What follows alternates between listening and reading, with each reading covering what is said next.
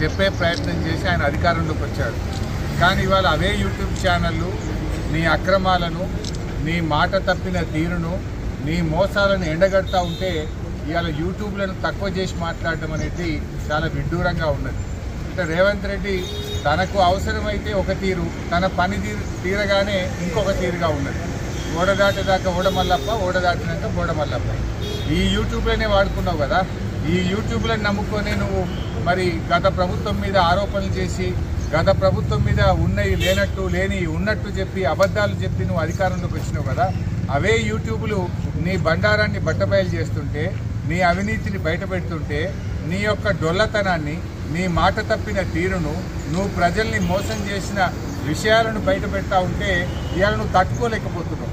తట్టుకోలేక నీ అక్కసును యూట్యూబ్ల మీద వెళ్ళబుచ్చుతా ఉన్నావు. ఇవాళ ప్రజలకు అర్థమైపోయింది, ఇవే యూట్యూబ్ ఛానల్ బిడ్డ నిన్ను గద్దెదించడానికి రాష్ట్రంలోని యూట్యూబ్ ఛానళ్ళన్నీ ఒక్కటైతాయి, నీ బండారాన్ని బయట పెట్టరు. ఖచ్చితంగా నీకు తగిన శాస్తి ఈ యూట్యూబ్ ఛానళ్ళే చేస్తాయి.